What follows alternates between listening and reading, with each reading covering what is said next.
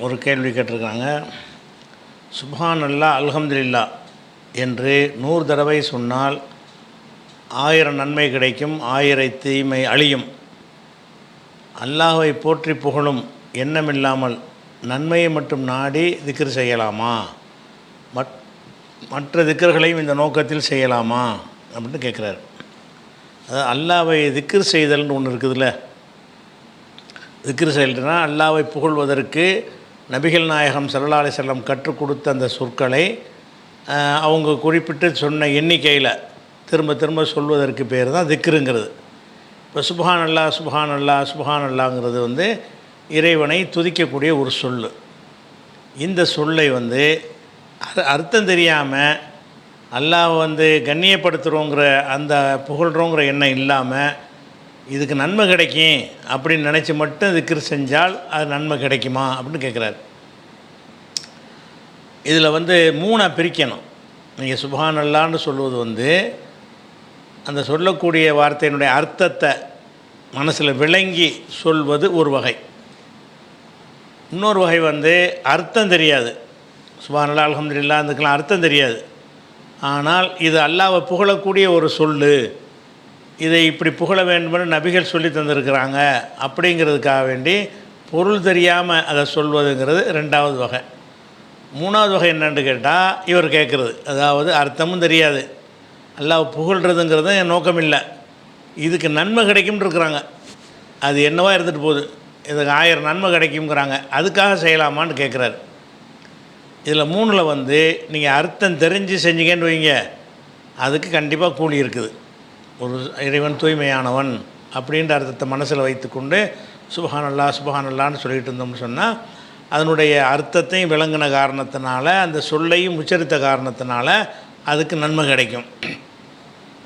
இன்னொன்று என்னென்னு கேட்டால் அந்த வார்த்தை ரசூலுல்லாஹ் சொல்லி தந்தாங்கன்னு தெரியுது, அதுக்கு மீனிங் தெரியாது. அப்படி இருந்தால் அது அல்லாஹ் புகழக்கூடிய சொல்லுதான் என்று தெரியும், ஆனால் அந்த அர்த்தம் என்னன்னு விளங்காது. அப்படி இருந்தால் நன்மை கிடைக்குமான்னா அப்போவும் கிடைக்கும்.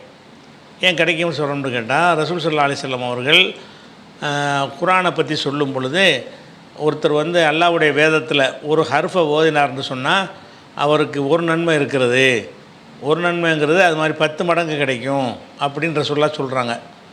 அதுக்கு ஒரு எவிடன்ஸு காட்டுறாங்க. எப்படி? லா அகூலு அலிஃப் லாம் மீம் ஹர்ஃபுன், அலிஃப் லாம் மீம் இருக்குல்ல, அதை ஒரு எழுத்துன்னு நான் சொல்ல மாட்டேன். வலாக்கின் அலிஃபுன் ஹர்ஃபுன், அலிஃப் லாம் மீம்னு சொன்னீங்கன்னா அலிஃபு ஒரு ஹர்ஃபு, ஓ லாமுன் ஹர்ஃபுன் லாமு ஒரு எழுத்து, ஓ மீமுன் ஹர்ஃபுன் மீம் ஒரு எழுத்து என்று அலிஃப் லாம் மீம் என்பதை உதாரணம் காட்டி சொல்கிறாங்க. இந்த அலிஃப் லாம் மீம் என்பதற்கு அர்த்தம் யாருக்கா தெரியுமா? அர்த்தம் சொல்லக்கூடியதில் அலிஃப் லாம் மீம் என்று 3 எழுத்துக்கள் அவ்வளோதான். அந்த அலிஃப் லாம் மீம் ரா சாது தாஹா இப்படிலாம் ஆரம்பத்தில் வரும்ல, அதெல்லாம் மீனிங் இல்லாத சொற்கள். அது எழுத்துக்களுக்கு மீனிங் இருக்காது. அதில் அலிஃபுண்டா அலிஃபு தான், லாமுண்டா லாமு தான், மீமுண்டா மீமு தான். அது ஒரு கருத்தை சொல்கிறதுக்குரிய சொல்லு கிடையாது. அதை உதாரணம் காட்டுறாங்க ரசூலுல்லாஹ். அப்படின்னா என்ன அர்த்தம்? நீ அர்த்தம் தெரியாமல் ஓதுனாலும் நன்மை கிடைக்கும், அந்த அர்த்தம் அதுக்குள்ளே அடங்கியிருக்குது. அப்படியும் ஓதலாம். நீங்கள் அர்த்தம் தெரியாட்டா கூட இறைவனை நம்ம புகழ்கிறோம், இது புகழ்வதற்கு உரிய சொல்லு அப்படின்னு ஓதுனா நன்மை கிடைக்கும். 3வது நீங்கள் கேட்குறீங்கல்ல, அர்த்தமும் தெரியாது, அந்த இறைவனை என்ன சொல்லி புகழ்கிறோன்னு தெரியாது, அந்த எண்ணம் இல்லாமல் ஆனால் இது நன்மை கிடைக்கும்னு சொல்கிறாங்க அதுக்காக ஓதுவோமே அப்படின்னு ஓதுனீங்கன்னா ஒன்றுமே கிடைக்காது. ஏன்னு கேட்டால் எண்ணங்கள் கரெக்டாக இருந்தால் தானே கூலி கிடைக்கும். ஒன்று அல்லாஹ் புகழ்கிறோங்கிற எண்ணம் இல்லாமல் நீ கோடி சுப்ஹானல்லாஹ் சொன்னால் கூட எப்படி கிடைக்கும்? எண்ணத்தை மாத்திரம் இப்படி கஷ்டமா? அர்த்தம் தெரிகிறதுங்கிற ஒரு கஷ்டம் அந்த மொழியை படித்தவங்களுக்கு தான் தெரியும். அர்த்தம் தெரியாமல் ஓதக்கூடிய நிலைமை மனுஷனுக்கு இருக்கலாம். ஆனால் சுப்ஹானல்லாஹ்னு சொல்லுவீங்க, இது அல்லாஹ்வை புகழக்கூடிய வார்த்தைன்னு நீங்கள் நினைக்க மாட்டீங்கன்னு சொன்னால் அப்போ ஏதோ ஒரு மந்திரம் சொல்கிறீங்கன்றாவது, அதுக்கு கூலி கண்டிப்பாக கிடைக்காது. உங்களுக்கு முதல்ல அர்த்தத்தோடு செஞ்சே பழவுங்க. முடியலைன்னு சொன்னால் இது அல்லாஹ்வை புகழ்வதற்குரிய சொல், புகழ்வதால் அதில் நன்மை தர்றான் அப்படி நினைக்கணுமே தவிர இது புகழ்கிறதா திட்டுறதா அதை பற்றிலாம் எனக்கு தெரியாது, இந்த சொல்லை சொன்னால் எனக்கு நன்மை கிடைக்கும் அப்படின்னு செய்யலாமான்னு கேட்டால் அப்படி செய்ய முடியாது. அதுக்கு கூலி கிடைக்காது. இறைவனை புகழ்றதுக்கு தான் அந்த கூலி கிடைக்கும். அதை நினைக்கிறணும்.